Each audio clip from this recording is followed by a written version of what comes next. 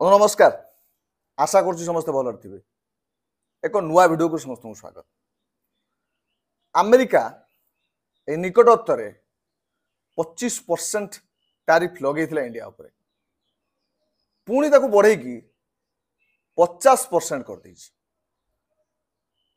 तबे आमे ए भिडियो जानिबा जे टैरिफ कौन सैंक्शन कौन अमेरिका कहीं इंडिया को केवल टार्गेट करुच्ची आ अमेरिकार सबुठारु बड़ दोगलापन कौन। अमेरिका 2 मिनिटिया साप गोटे मुंड नुह तार आउ सी आसन गाधे बसवा शासक जन होउचंदी जने बेपारी तेणु बेपार तांकर उद्देश्य पूरा प्रोसेस को जानिबा इंडिया केमिति याकू हैंडल करिवो टैरिफ बा सैंक्शन को सब जानिबा। प्रथम कथा हूँ आपण मन में प्रश्न आसुव जे ये टैरिफ जिनसटी कौन जे पेपर दौची खबर दौची टैरिफ लगेला अनेक समय बुझी पारती अति सिंपल भाव में कहले आपण मैंने सहज जमी बुझीपारे सेमती कह जिते कौन सी देश आमर वर्ल्ड ट्रेड ऑर्गेनाइजेशन बोली गोटे संघ अच्छी अनुष्ठान अच्छी विश्व वाणिज्य संस्था से संस्थार हालत एत खराब खाली से संस्था नुह विश्वर जिते बड़ बड़ संस्था गठन करा से इंटरनेशनल ओलंपिक कमिटी हो बा वर्ल्ड ट्रेड ऑर्गेनाइजेशन हो बा एमिति की इंटरनेशनल कोर्ट ऑफ जस्टिस भी हो यूएनओ हो डब्ल्यूएचओ हो किछि काम को ना जो काम जो आशा नहीं कि करा जाइछि सेमाने से आशा निरूपक फल दौना कई मो मतरे ठीक सेमिति ये डब्ल्यूटीओ संस्था अच्छी से निर्धारण करुच्चे आईन कानून किए क्यों देश केमिति करिवो ट्रेड देश सहित जमी बाधा न उपजीव कई जमी विरोध न करेंगे ताकू ता आखिरे आंगुठी गेंजिकी बड़ बड़ देश माने भल फायदा नौ केवल फसुंच गरीब देश क्या कह जाए गरीब माइप सबुरी शाड़ी जी गरीब है जो थे भी जो कैटेगोरी सी अन्यर हास्यर शिकार हम सेमिति भारत भारत को कर दिया किंतु भारत बर्तमान से अवस्था ना जवाब देवा शिखिला से तो सैंक्शन टैरिफ बेसी किसी प्रभाव पड़ूनी भारत पर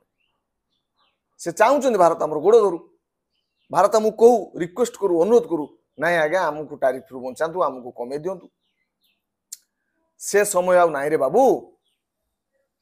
तथापि टैरिफ कौन जितेबाला अन्य देशर लोक बा अन्य देशर कौन सी कंपानी आम देश कौन बिक्री जिनस आसता से गोटे टैक्स दिखती आम देश को जेहेतु आम देश बिक्री कर टैक्स जिते कम हम से जिनसटर दाम से कम हम गोटे एग्जांपल नवा जदि आम भारत में अमेरिका आणुची किसी जिनस बिक्री करने तार कंपानी आणुची बिक्री करने धन्य जो कौन आणुची गोटे उदाहरण स्वरूप धनवा जे गोटे कलम आणुची कलम दाम 5 टंका किंतु इंडिया तापर टंकाटे टैक्स बसैला ताले कलम दाम हो गला 6 टंका आमे 6 टंका देखि से कलम किनिबा जेहेतु अमेरिका रो आछि तथापि गोटे क्रेज रहइबो लोक मान भितरे जे अमेरिकार कलम 6 टंका दे किनले बाधिबनी किंतु जदि सेठी भारत तापरे 10 टंका बसै दिए टैक्स ताले कौन हो 5 टंका प्लस 10 टंका 15 टंका हो गोटे लग्जरी आइटम हो साधारण लोक किनी पारे ना यही 15 टंका जगह चाइना आने 3 टंका पेन बिक भारत निजर प्रोडक्शन बिक 3 टंकार किंतु अमेरिका रो पेन एठी जदि 15 टंका बिक्री हम ता लाभ किसी हम ना ए हूँ टैरिफ सेमिति समान भाव में इंडिया जो जो जिनस नहीं अमेरिका बिक्री कर अमेरिका प्रदान कर छाड़ू अमेरिका जहाँ इंपोर्ट कर भारत पाक से उपरे जदि टैक्स लगे दिया जाए भारत जाकि बिक्री करने चाहिए अमेरिकार किसी टैरिफ अधिक लगे दिया जाए ताले ये लग्जरी आइटम हो अमेरिका लोक मैंने भारत जिन किणवे कहीं से जो जो जगह देशर जिन सस्ता होती किणवे तेणु परोक्ष इंडिया रे लॉस हम ताले टैरिफ सैंक्शन हूँ अमेरिका यही सब जहाँ जहाँ ऊपर लगाए सैंक्शन कह जाए अमेरिका विशेष कर लगाए कहीं ନା ଆପଣ ଜାଣିଥିବେ ଆମେରିକାର ରୁଷିଆ ସହିତ ଗୋଟେ ଶୀତଳ ଯୁଦ୍ଧ ଚାଲିଛି ଯେ ଚାଲିଛି, ट्रेड वार चली एक रे तो से रुषिया सहित करूला एबे चाइना सहित भी आरंभ कर बड़ हसर कथा रुषिया सहित पारुनी एजाब चाइना सहित भी पारिबनी अमेरिका। विगत कि दिन तले आपन देखिथिबे जेमिति कोनोसी जिनिसर नीलामी हुए जने कहे 5001 आ जने कहे 5002 जने कहे 10001 आ जने कहे 10002 सेमिति किछि दिन तले आपन न्यूज रे पढिथिबे अमेरिका कहला मु चाइना द्रव्य उपरे 10% तारिफ लगेबी, चाइना कहला मु 20% लगेबी तुम उपरे, अमेरिका कहला मु 50% लगेबी, चाइना कहला मु 100% लगेबी, अमेरिका कहला मु 500% लगेबी, चाइना कहला मु 1000% लगेबी। शेष रे विफल होइकी वर्तमान चुक्ति करिकी से माने बसचंती घर पाखे जानला जे चाइना सहित तो पारिबो नाही। एबे आखि उठेला भारत पाखु, अरे भारत तोर मूलर बंधु थिला तू तापर टारिफ लगे 25% पुणी 50% पुणी काली कह 100%। मो मत भारत को शुणा उचित नुह, खातिर करवा उचित नुह, कहीं ना तांकर दोगलापन वान मु कहूँ जो 2012 रे अमेरिका कौन कहूँ कौन आगे बुझदवा से कहूँ जे इंडिया तुम्हें कहीं रूस पाखु तेल किणुच ताकू फाइनेंशियल हेल्प करूच, रूस को तेल किणी जो पैसा तुम्हें रूस को दौच से सही पैसा रे यूक्रेन सहित युद्ध करुच।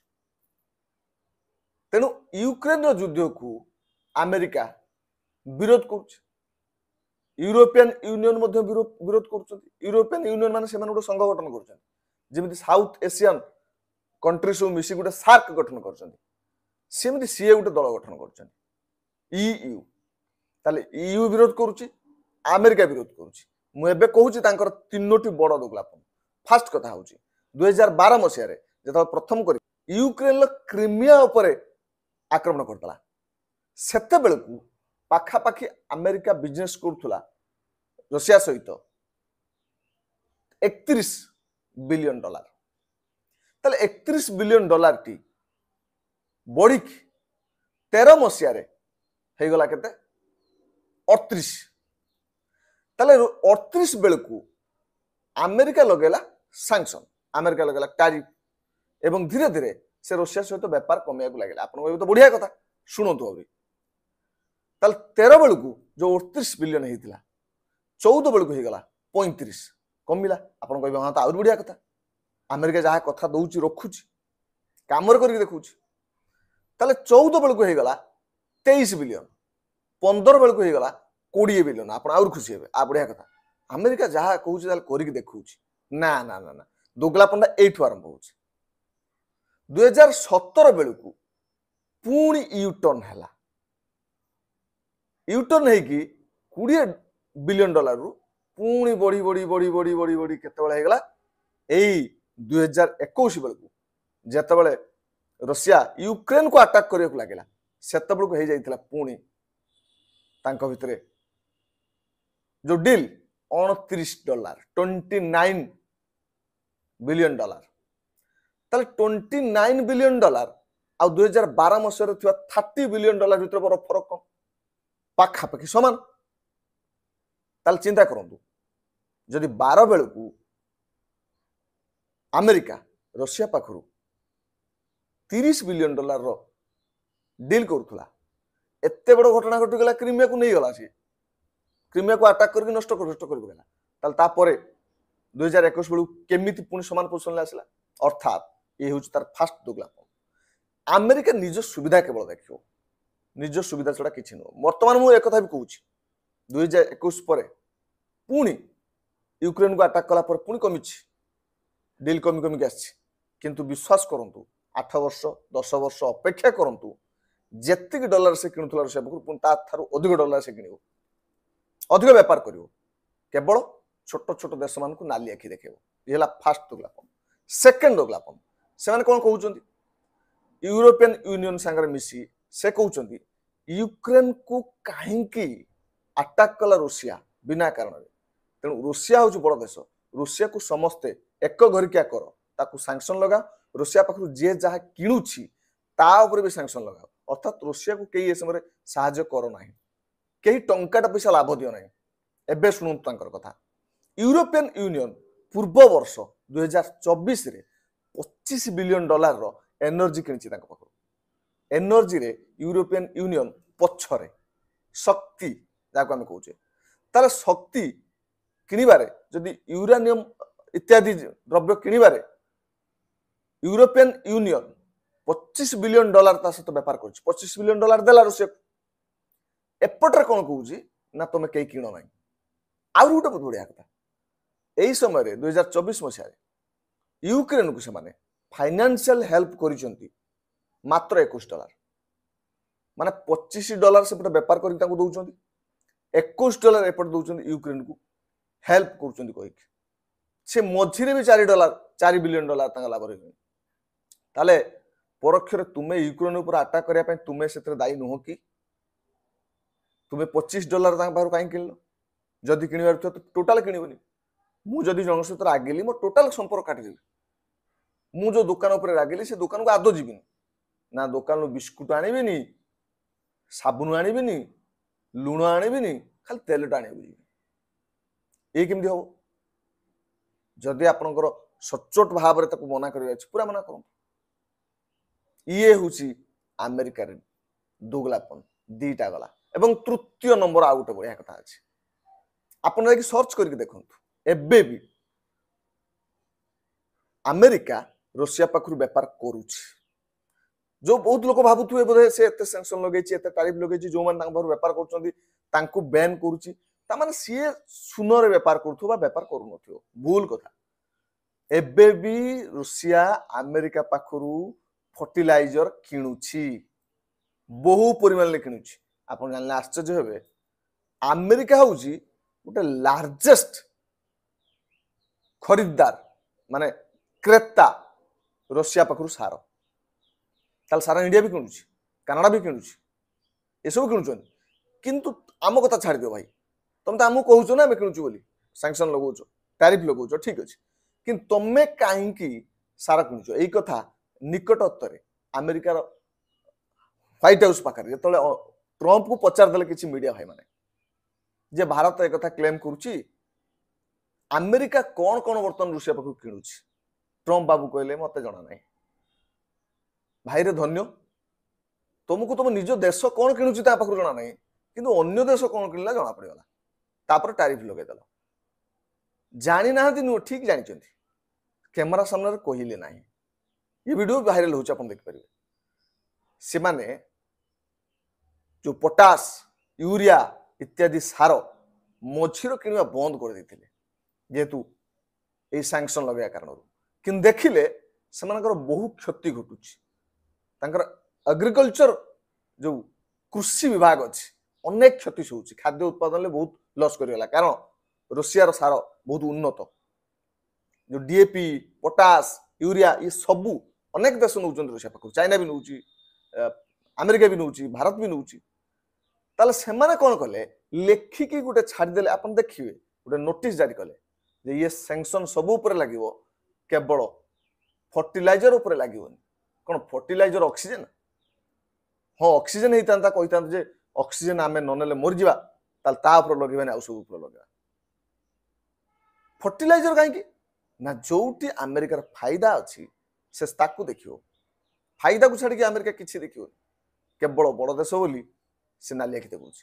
ଇଣ୍ଡିଆ ଏଇ ସମୟରେ ତାକୁ ଟୋଟାଲ ଚାଇନା ଭଳିଆ ଯଦି ବ୍ୟବହାର କରିବ ତାହେଲେ ଠିକ ହବ। ତଥାପି ଏହା ମୋର ମତ, ଏଠି ଆପଣମାନଙ୍କର ବି ମତ ଅଛି, ଦେଶର ମତ ଅଛି। ଆପଣମାନଙ୍କର ଆଉ ମୋର ମତ ଆମର ଏଇଠି ସୀମିତ ହେଇଯାଇପାରେ, ହେଲେ ଦେଶର ମତ ଯୋଉମାନେ ବରିଷ୍ଠ ବ୍ୟକ୍ତି ଅଛନ୍ତି ସେମାନେ ନିଷ୍ପତ୍ତି ନେବେ। ତେଣୁ ସେମାନଙ୍କ ମତ ଯାହା ବି ରହିବ, ଦେଶର ହିତ ଉଦ୍ଦେଶ୍ୟ ରହିବ, ତାହା ଠିକ ଅଛି। କିନ୍ତୁ ଆପଣମାନଙ୍କର ମତାମତ ନିହାତି ଲେଖିବେ କମେଣ୍ଟରେ। କଣ ଚାହାନ୍ତି, ଆମେରିକାକୁ କୋଉ ଭଳିଆ ଶାସ୍ତି ଇଣ୍ଡିଆ ଦେଇପାରିବ ଠିକ ଏଇ ସମୟରେ, ନା ସ୍ଥିର ରହି ଏହାକୁ ସିଚୁଏସନକୁ ସହିଯିବ, ପରବର୍ତ୍ତୀ ସମୟରେ ଆମେରିକା ସହିତ ଭଲ ସମ୍ପର୍କ ରଖି ପୁଣି ସମ୍ପର୍କ ଆଗକୁ ବଢ଼େଇବ। କାରଣ ଇଏ ହେଉଛି ଫରେନ୍ ରିଲେସନ୍, ସମସ୍ତ ସହିତ ଝଗଡ଼ା କରିକି ବି ସମ୍ପର୍କକୁ ଆଗକୁ ନେଇ ହୁଏନି, ଦେଶ ଆଗକୁ ବଢ଼ି ପାରିବନି। ବହୁତ ଜିନିଷ ମ୍ୟୁଚୁଆଲରେ ବି ହୁଏ, ଟ୍ରିଟି ହୁଏ, ଚୁକ୍ତି ହୁଏ, ସନ୍ଧି ହୁଏ, ଏସବୁ ହେଇକି ମଧ୍ୟ ହୁଏ।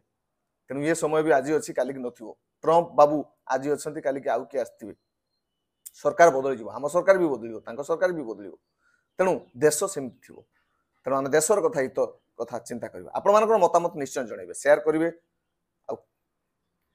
सब्सक्राइब करदे चैनल टी जो मैंने नुआ देखुं आम एमती किसी इंटरेस्टिंग वीडियो जो थे आपको शिक्षा को मिले से भाया वीडियो बनवा धन्यवाद समस्ते देखी आज पर्यटन से सहयोग समर्थन दे